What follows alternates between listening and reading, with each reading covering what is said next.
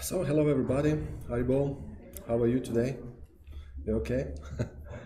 All right, so we continue talk about Bhakti Yoga, the ancient art of happy life. And today we are going to speak a little bit about more practical things, how to apply this knowledge in our everyday life. I'll remind you a little bit what we have learned on previous meetings. So, do you remember who we are? Do you remember? Yes. So we are not these bodies. Yeah, we are the spirit soul inside this body. We have two kind of layers covering us. Two kind of, I don't know how to say it, covers that covers us. Gross body, physical body that we can see. Subtle mental body that we can't see by these eyes, but still exists. Thoughts and so on. And we are spiritual by nature. We are part and parcels of Supreme Spirit. Yes. So Bhakti Yoga process led us to achieve self-realization, total self-realization, so that we can feel who we are, we can see who we are, and we can re-establish our eternal relationship with the Supreme Person.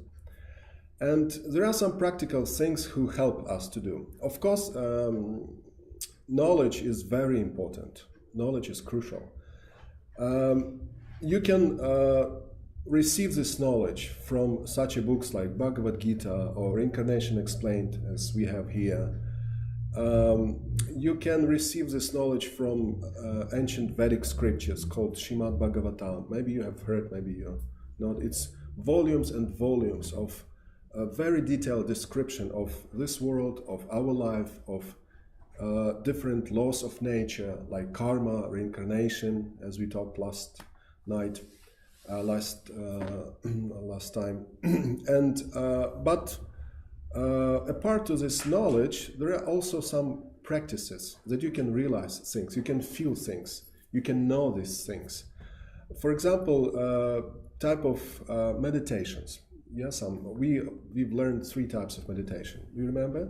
Guranga breathing meditation, Japa yoga meditation on beats, and also group meditation called kirtan, when we sing these ancient mantras. So you can apply these practices, you can try to learn this knowledge, and you'll be fine. I promise you, everything will be just great. But there are some few also recommendations that help us to, to improve our life, because this is kind of style of Bhakti Yoga. So you will become a little bit like yogi, yeah, when you begin to practice this. And there are a few recommendations. Basically, is what is for is because in spite that we are not these bodies, still we use this body. We use this body for self-realization. And it's very important in what condition this body is. If this body is good condition, healthy condition, you don't feel some pain or diseases or something that distracts you from spiritual development, it will be much easier to practice the spiritual practices. Also, if you have a clear mind, you are calm, you're not in stressful condition, in worries and all this stuff, it also will help you to practice all the spiritual practices. So if your body is okay, if your mind is okay, then spiritual growth just goes like very, smoothly and easy for you, naturally. Yeah, but in opposite situation, when body is, difficult situation in mind, it's very difficult, So there are a few recommendations to keep this body and mind healthy. Yeah, there are generally 3 subtle things that influence all living beings in all this creation. In ancient Vedas, they are called like modes of nature. Maybe you have heard about this mode of nature. There are 3 modes of nature, 3 powers or something. I don't know how to say it, like 3 powers that influence us. First of all, there is like mode of ignorance. People who are mostly under the influence of this mode of ignorance, they are kind of, sleepy and lazy and dirty. They like, such lifestyle that, don't bother me. I'd rather sleep, Let's go to disco, let's go, to for a walk. I'd rather sleep. And sometimes we are under this influence more, sometimes less. And people in this mode of ignorance, they like special food, they like more or less like raw food, not fresh food, but, soup that was made 2 days ago is much better than just fresh soup. They don't like fruits, they don't like, fresh juices, they don't like fresh air, they don't like, bright light, sun or something. They, maybe you met such a people. Sometimes we are a little bit under influence of this mood of ignorance. Second mood is called mood of passion. So person who is under this mood of passion is more like, very active, runs, he wants to achieve anything, he wants to taste everything, he wants to try everything. Let's go, let's do something. He's very active, mood of passion. And mostly they are very interested in some sensual pleasure, in some pleasures for this body. They also like some type of food. Type of food that they like is spicy food, very spicy food. This is real food. The food which is not spicy, it's like empty, it's like nothing. Doesn't bring so excitement, so wow. So this is kind of mood of passion. And mood of goodness, third one, mood of goodness is mood when people like to be on fresh air, to be on the nature, to be in mountains, to see some nice sunset or something. They just naturally attracted to these things. They like to stay clean, body clean, clothes clean. They like also certain type of food, like fresh food, some fresh juices, fruits, vegetables, some freshing, some salad or something, just brings them life, brings them this enjoyment. And in Vedas, Vedas recommends us to gradually climb to this mood of goodness, to get out of these moods of ignorance and moods of passion and gradually, climb to achieve this mood of goodness and live in this mood of goodness, because this mood of goodness is kind of takeoff point for spiritual development. When a person is in this mood of goodness, it's much easier to practice meditations. Yeah, it's much easier to understand this knowledge, because when you are in mood of passion, you're not very interested in some meditations, some peace, calm. You'd like to run and to taste everything. You can't just sit and for half an hour and meditate. You're always like agitated. Look on your watch, how much time is left, It's much difficult for you. And what to speak about mood of ignorance? You just want to drink, some, alcohol, and just forget everything, forget all this stuff, People in mood of ignorance, they're not very interested, if interested at all, in some spiritual life. So how to achieve this mood of goodness? There are a few practical recommendations. First of all, some very simple things, like to take shower every day. I think it's twice a day or something. I mean, like in general, it keeps this body clean, Brush your teeth before you go to bed, and all this stuff. I'm just kidding, but it's some basic things. Don't wear socks for 3 days. Wear sock 1 day or half a day. To keep your clothes clean and eat food which is more in mood of goodness. And stay away from places where people more in mood of ignorance come, or in mood of passion come, because hi, welcome. I understand. Yes, good, great, welcome. Nice to see you again.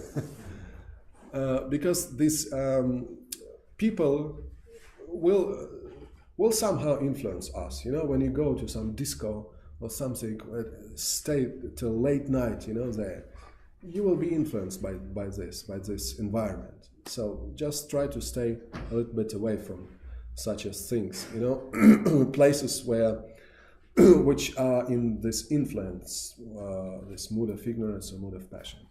And also, it is recommended to follow so-called four regulation principles. It's like first principle is don't take intoxicants. Like don't drink alcohol, don't take drugs, don't smoke. Even you can not drink coffee and black tea, because coffee and black tea contains caffeine, and people get attached to this caffeine, to cup of coffee, and I know people who can't, start their day in the morning without taking cup of, coffee or cup of tea, all this stuff. They get attached. And when you get attached, it's not very good, because then you become kind of slave, you can't do anything. You have to drink this cup of coffee or something, So we have to be master of this body. We have to control this body. We have to know how to use this body and be able to use this body in spiritual development and for spiritual practices. So it's better to not get attached to such things like, alcohol, drugs, just to become completely slaved, by these things. Second thing is don't take gambling also. Some, game of chance, they called. Some, casinos and and lotteries and, all these games like game of chances, gambling, this world gambling. Because it also will take your mind and you will get addicted to this, will get attached to this. Of course, some cases. I know a few people that they were so attached to this gambling, to this, this games of chance and so on, this one-hand bandit, or how do they call it, one-hand bandit, yeah. Just.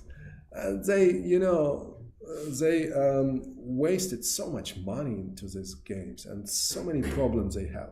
So recommendation is don't even start, don't even go to try this, because you can see the result, don't think that I'm strong, I can handle it, I will just try one time or two times, I will just try, No, better don't do it, because you never know. You can try one or two times and you can, It's Roman, right?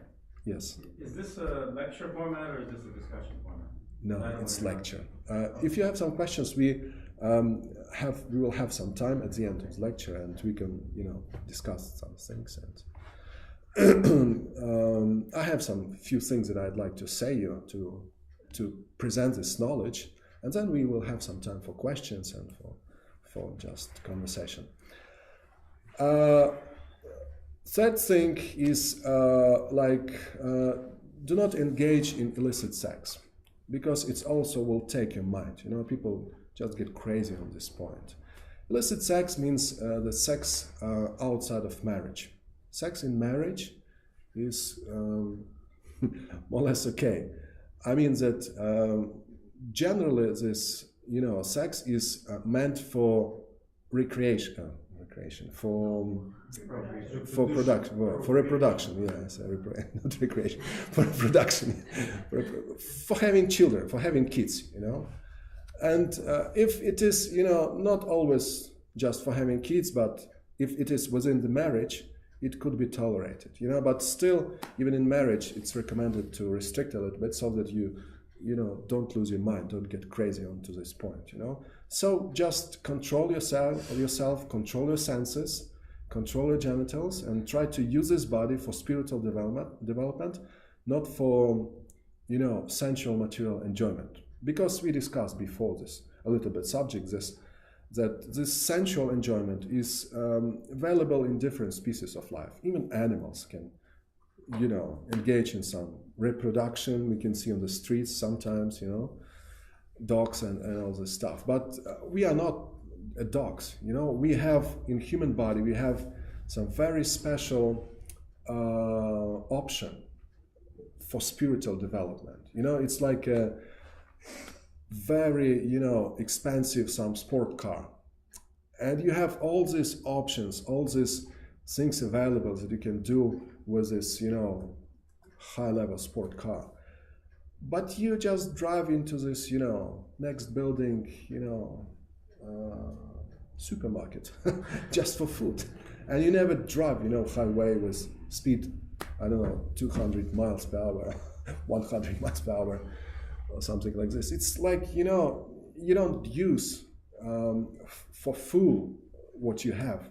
So to use this human body just for sensual pleasure, it's like to have the sport car with which you never go on the highway with, you never use with, drive with high speed and all this stuff.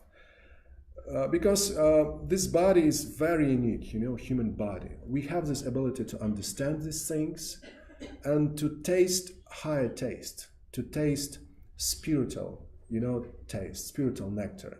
Something that is not available in any different species of life. Animals, plants, they don't have this ability, to taste this higher spiritual taste. Like, in meditation or this taste of loving relationship with the Supreme Lord, understand these things, understand law of karma, law of reincarnation, all these things. They don't have these abilities. We have this ability. So if we will live like an animal, and all these things that I described are just taking us to this animal lifestyle, we will live like an animal, and we will we will have in next life this just some type of animal body, and that's all, and we will lose this opportunity to taste this higher spiritual tastes, which spirit soul is meant for. It's natural for us to taste this higher tastes, not this low taste and all this stuff, to drink that you're almost unconscious and, vomiting, somewhere on the street. It's not the highest pleasure that man can experience, There are much more, higher taste and all this stuff. So this Bhakti Yoga process, or this spiritual process of spiritual development, help us to taste this higher taste. But it's difficult somebody can say, oh, it's difficult to not drink, or, to all these things. I can understand it's difficult, but it's difficult until you don't know the higher spiritual taste. One time when you will taste this higher taste, you will lose attraction to this lower tastes. It's like, somebody doesn't have a car, and somehow he buys some very cheap, very old, 20-year-old Opel. And he buys it and he drives a car, like, wow, it's great. You don't have to wait for the bus on the stop, you don't have to walk under the rain, when it's raining, and you just drive your car, you can drive whenever you like. But when this the same person will somehow change the car for some brand new BMW, and if he will taste how it feels to ride a very expensive car, he will not be attracted to this 20-year-old Opel. He will not be attracted to this because he knows this higher taste. He knows how it looks like. When he didn't have this taste, then it's good, it's great. But so when we will taste this higher spiritual taste, we will lose attraction to this lower taste. And also, fourth, regulative principle is so that it's very important what we eat, because there is such a saying that we are what we eat. It means that this body is what it eats. Yeah, very important, because food is influencing our consciousness and our mentality. Sometimes when you eat something, you have completely different influence on your mind. You don't have a good mood, and when you eat something which brings you energy and brings you some fresh, some nice, some very nutritious food, then you will feel differently in your mind. Yeah, you will have different mood. So food is very important because it's influenced our body and it's influencing our mind. So the recommendation is to not eat meat, fish, or eggs, yeah, or products made from this. So three things is recommended to avoid if somebody would like to make the spiritual progress. So basically, when a person doesn't eat meat, fish, and eggs, he becomes a vegetarian. Probably you've heard this word. Maybe some of you are vegetarians or were for some time vegetarians. I will speak a little bit briefly about this, about advantages to become vegetarian, to avoid eating meat, fish, or eggs. There are few, reasons to become this vegetarian and to refuse from this food. It's like for health reasons, you will improve your health. For economical reasons, you will save quite a lot of money if you will become vegetarian. It's for ethical reasons, for compassion to these animals and so on, and there are some spiritual reasons to become vegetarian. First of all, health.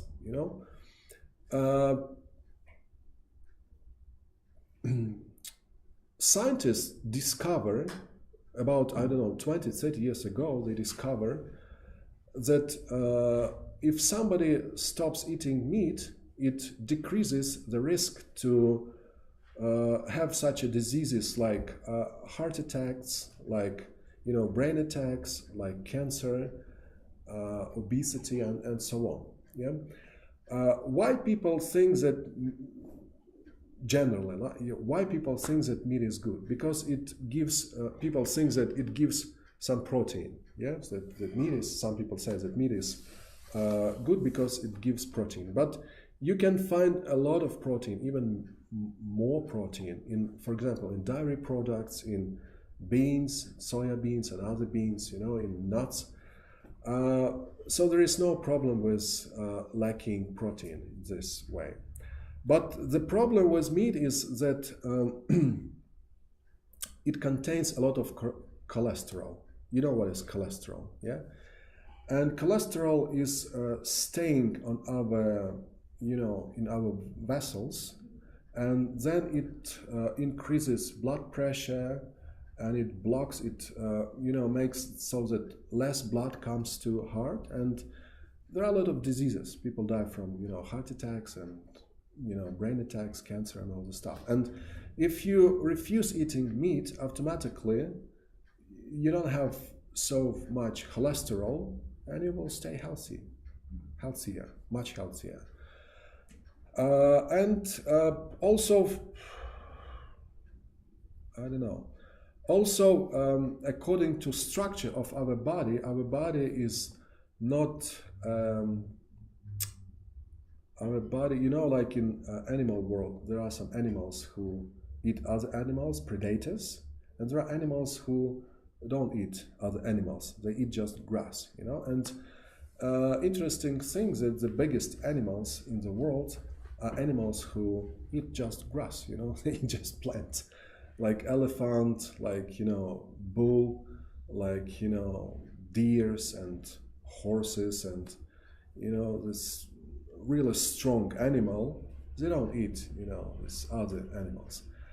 And structure of our body is very similar to these animals who, how do you call these animals who don't eat other animals? Not predators, but herbivore. Carnivores. Carnivores meat. Yeah, Herbivores, rats. Herbivore. Cats. Herbivore. Yeah. So our human body is more like herbivore, because if you will see that we don't have such a claws, like say, yeah, like predators have, carnivores have. We don't have such a very sharp teeth, all these things. Concentration of this acidity in our stomach is very small in comparison to the concentration of acid in carnivores. Carnivores have only 3 times longer intestines that their body, and herbivores have 10 times or more longer these intestines. Why? Because plants are not getting rot so quickly as meat. Meat is getting, bad, getting rot very quickly. If you will live on the sun in the morning, for example, piece of meat and apple, and come in the evening and to see what happened with piece of meat and with apple. Apple will stay almost without changes, but meat, you can feel, you can smell the difference in with meat, which is fresh meat, which was left for 1 day on the sun. So when a piece of meat goes into our body, it's in this warm stomach, it's rotting, and it produces some toxins and all these bad things that comes to our body, and it's quite bad. But if plants go into our bodies, they don't get rot. They can stay for a long time there, and and it's okay. And animals, they have relatively short intestines, so that if they swallow just pieces of some muscles, pieces of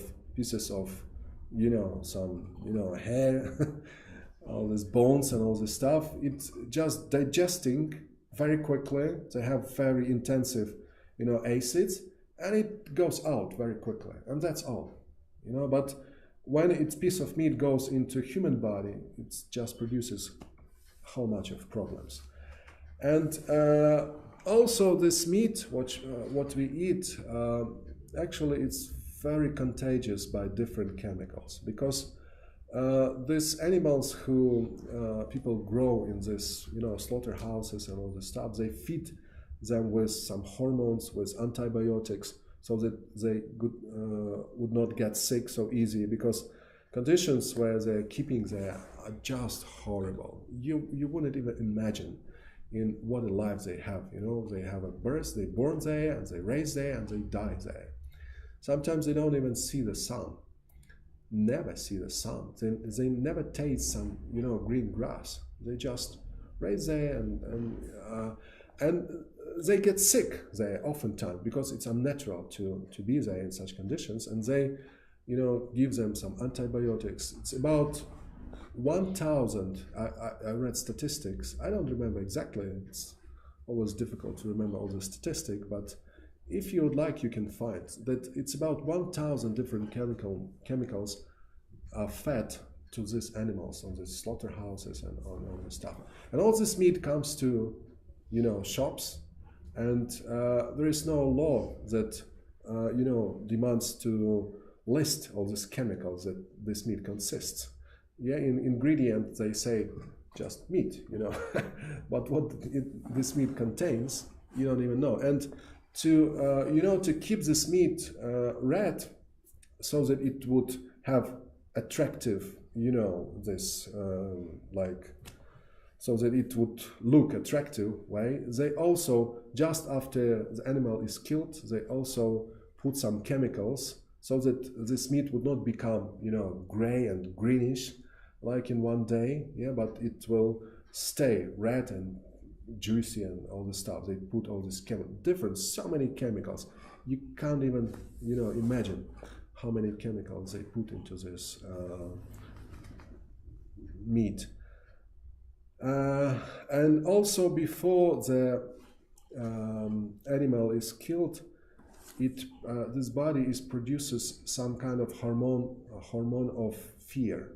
I don't remember how it's called exactly, but they have this adrenaline and this hormone of fear, and we eat this, hormone of fear, and people oftentimes they experience this just causeless fear. They don't know why, but somehow they scare something, because they eat all this hormone of fear.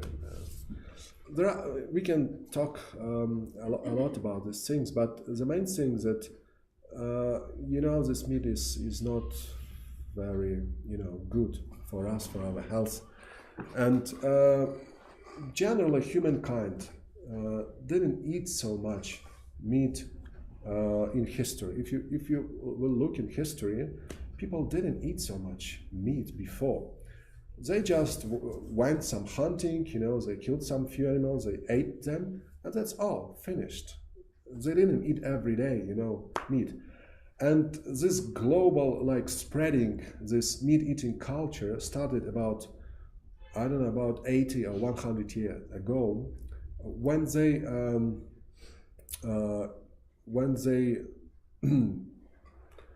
start to sell these refrigerators, they call, these freezers, or how you call fridges. Fridges. When fridges become more popular, then people started to take this meat and put it in a freeze, this freezing, this stuff, and then you can keep this meat. Otherwise, without fridge, how can you keep this meat? So people didn't eat in history. They didn't eat so much meat now before, and even now, great majority of people who are living on this planet, they don't eat meat. For example, like India was strictly vegetarian. Whole country, more than 1 billion people, like it's 1/3 of population of the world, probably. They didn't eat meat for centuries, thousands and thousands of years. It's just relatively recently when some invaders come and they start to put their culture there in India, like Portugal. India was under the Portugal about 400 years, and under the Great Britain, under the England, about, I don't know, maybe 100 years or something. And they started to put their culture, And still, today's India is also, I don't know, maybe half of India are very strict vegetarians. They never eat by culture. It's just their culture, just their traditions. They have a lot of food, they have a lot of vegetables, a lot of fruits, a lot of grains, and they don't have to eat meat. And even now, great majority of people, not only in India, but generally on this planet, they are vegetarians. It's very, maybe unusual a little bit for us, like, who, vegetarian? Just one girl recently told me, oh, I see first time a live vegetarian. I said, yeah, I'm alive, rare thing. But don't be afraid to die when you become vegetarian. When I became vegetarian, my mother told me, and my mother thought that I will die in 1 month. Wow, what do you do, kid? What are you doing? But I'm still alive. 20 years passed. I've been vegetarian for more than 20 years, and I can see I'm still alive. So it's natural for this body to eat just plants, dairy products, grains, vegetables, fruits, and so on. Do not eat meat. You will look good, and now in the West, many people know about this, and many people who have to look nice, like people who actors who in Hollywood, or they are on TV, they have to look nice. They are vegetarians. Many of them are vegetarians.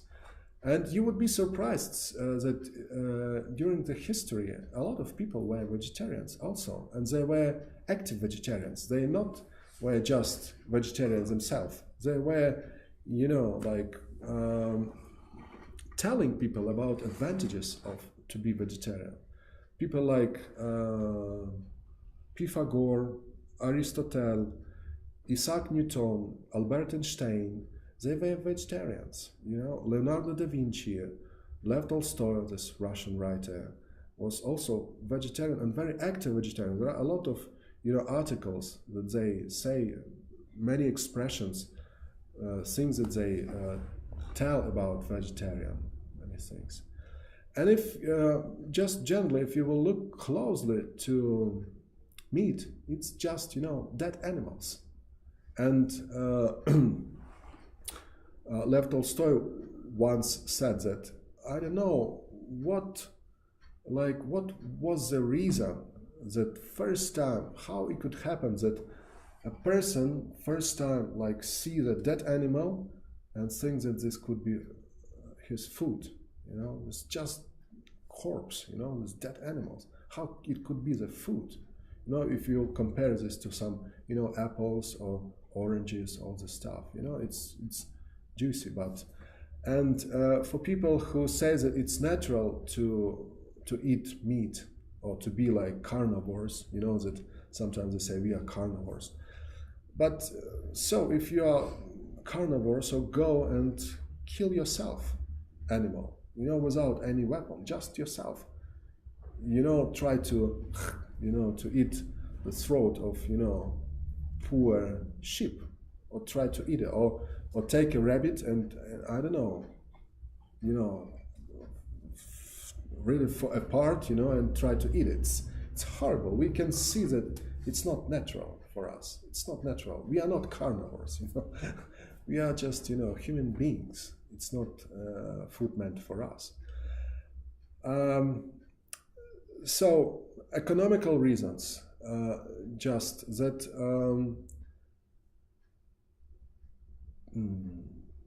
these animals who are raised in this, farms and so on, they are fed with grains mostly, soya beans, peanuts, and all this stuff.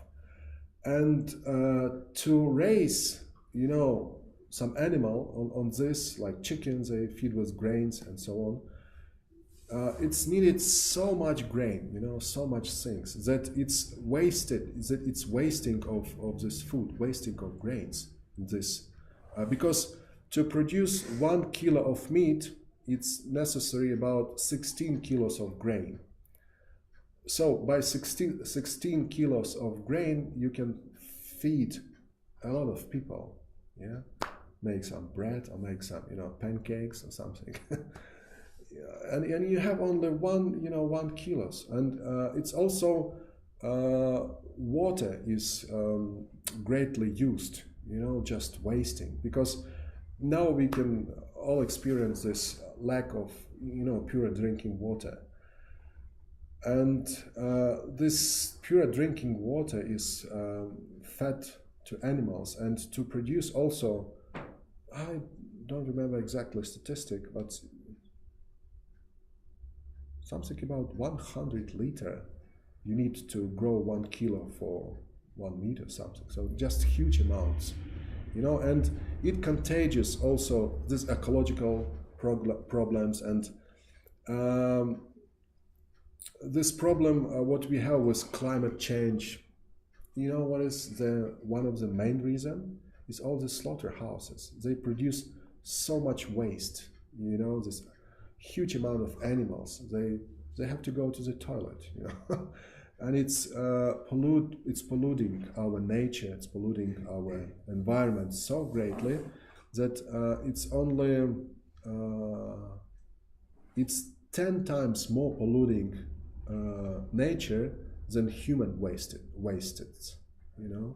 and about 3 times less than all these factories and all these industrial companies. They pollute just 3 times less. So it's just on the third place after all this industrial pollutions, and it pollutes our nature, all these things. And just if you will see what is the price for meat, I don't know, in Ukraine we have about, I don't know how much now meat costs, nobody knows, about 80 hryvnias or something. And for 80 hryvnias, for 1 kilo of meat, you can buy, I don't know, 1 kilo of different vegetables and grains. You would pay at least 2 times less, like, I don't know, 40, maybe 30 hryvnias. Will cost 1 kilo of some vegetables and grains, and if you take 1 kilo of meat and 1 kilo of, you know, different food, it will cost you much less, about 2 times less at least. So you would just save your money if you would become vegetarian. This point of view, but also it's there are some ethical reasons that. You know, we don't need to cause so much suffering for these innocent animals. There is no necessity, because human body can live without making so great suffering. If you would go to the slaughterhouse and see what's going on there, how these poor animals, they are treated and how they are killed, you know, they are dragged by this, you know, legs, and they cut throat, and you know, all this blood is, and they still alive, and they take the skin from these alive animals, and this just all this screaming, all these noises that you would experience there at the slaughterhouse. Much more people would become vegetarians if they would just go there and see how meat is produced. You know? And one time Paul McCartney is also famous vegetarian. For many years Paul McCartney is, maybe you have heard that he's vegetarian, and one time he said that if they would make walls in the slaughterhouses made from glass, we would have much more vegetarians, much more people would see and would become vegetarians if they would just see what's going on there.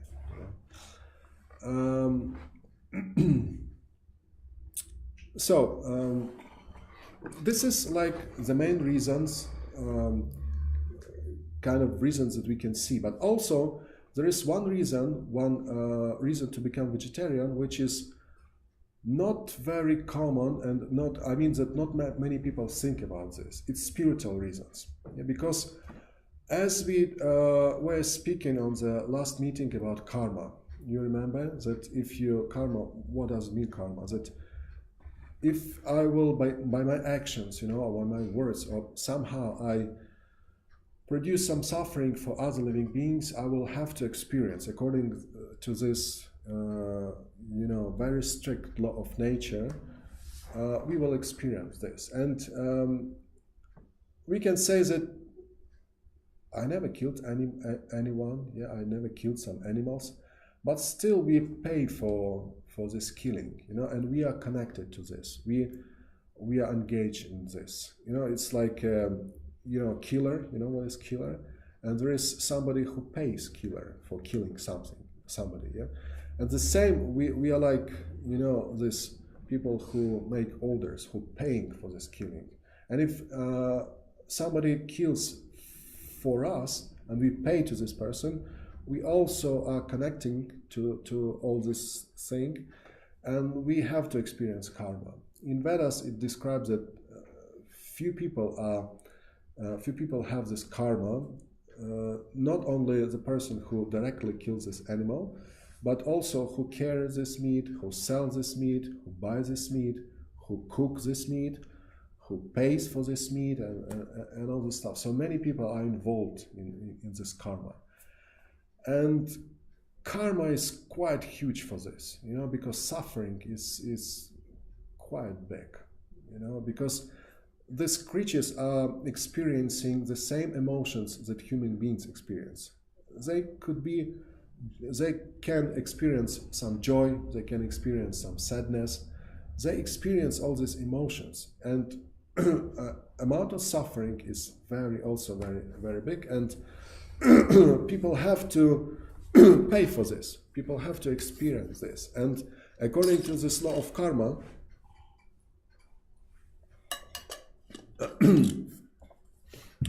if somebody kills some animals or order killing animals, he will have to be born and be killed the same way in next life.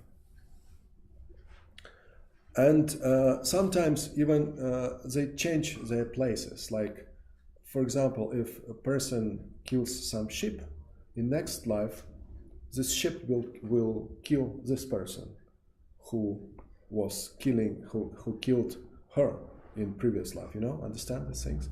They like change their positions. And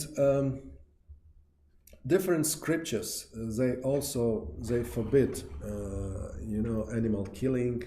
Like it's a big subject, but in Bible there is this command, do not kill. You remember this, but it doesn't only refers to human beings, it refers to all living beings. There are many evidences, but I will not go in details right now. In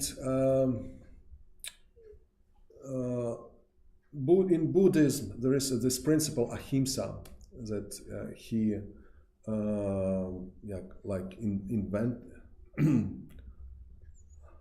share this principle ahimsa. Do not against violence. Do not give some suffering for other living beings. Maybe you have heard about this principle ahimsa. Sometimes people say that Jesus Christ ate fish or something, but it's also in many, I heard that different translations, that it was a situation that, how to say, first thing, that there are some places in New Testament that it says, like, he healed some woman, and after he get well, he told, give her, it says meat. But actually, the exact word for meat was not meat, but I don't know, I don't remember exactly, but it was translated like meat, but actually it was meant by food.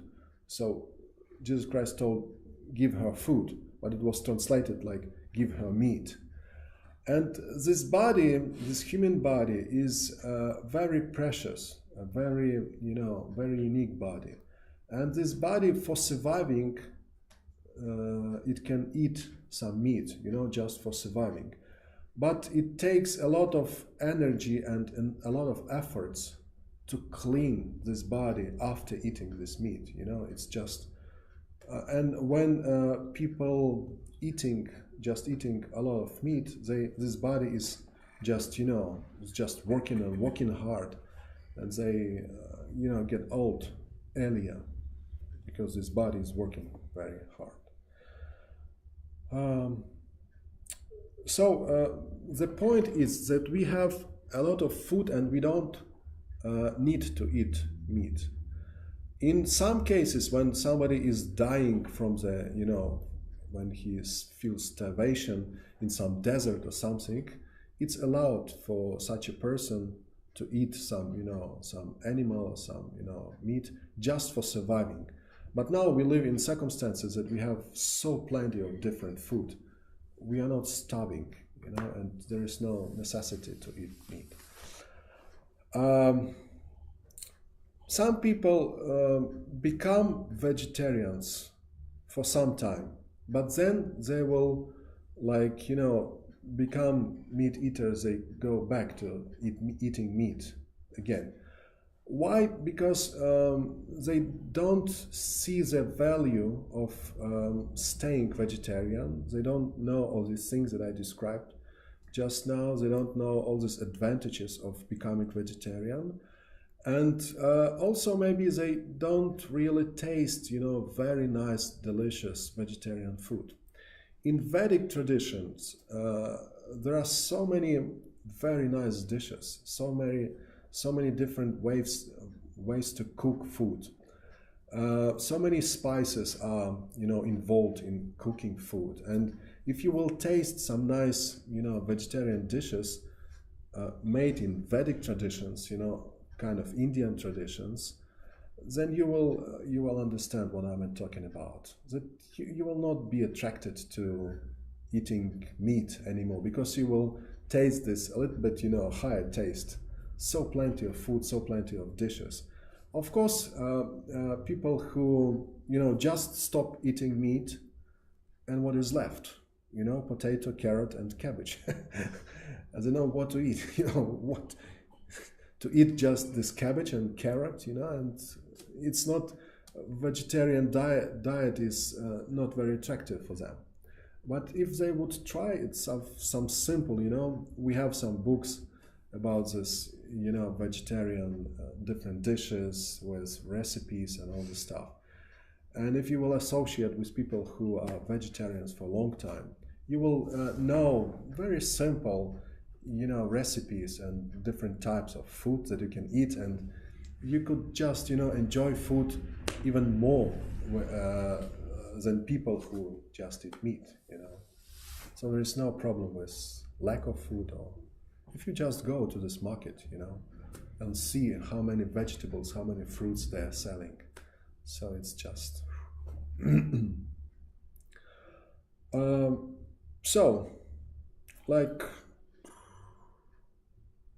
that's probably all that I'd like to say. Conclusion is like that we have these three modes of nature influencing us. You remember, mode of ignorance, mode of passion, and mode of goodness. Try to go higher to this mode of goodness. Try to stay as much as you can in this mode of goodness. Also, try to follow these four regulative principles.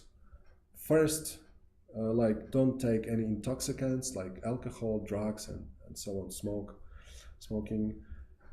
Don't gamble, don't engage in illicit sex, and fourth, don't eat meat, fish, or eggs.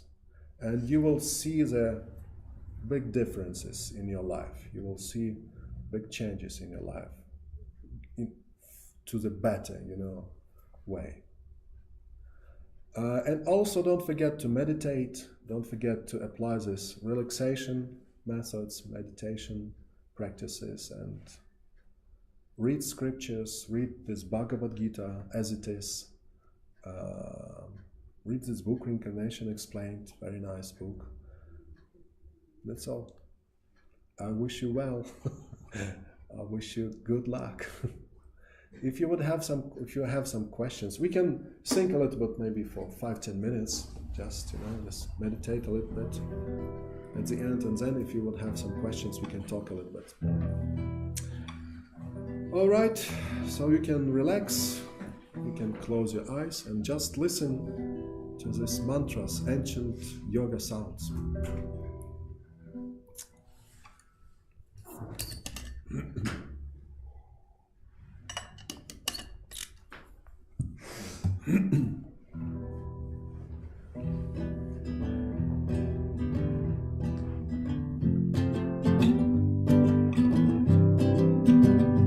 Haribo.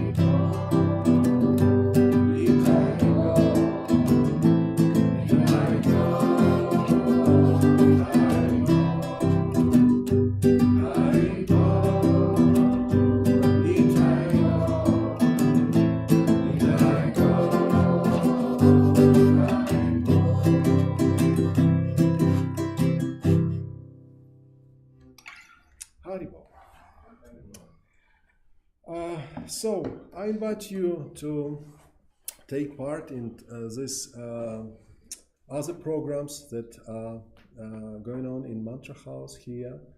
Like if you would like to take part in this big kirtan, we have it at Sunday nights at 6 p.m. You can come. There's like bigger, band, more musical instruments, microphones, and it sounds like a little bit nicer from musician-like point of view. Also, there are such kind of parties are in this cafe, Green Vegetarian Cafe. On the second floor, they also have some kirtans and musical programs. Yeah, usually it's on Friday evening, some 7 p.m. You can also go there, and you can taste nice, delicious, very nice vegetarian dishes in this cafe, Vegetarian Cafe Green, which is in the center of our city. So, thank you very much for the attention. See you next time. Haribol. Namaste. Haribol. Thank you. So, we can have a cup of tea now, and we can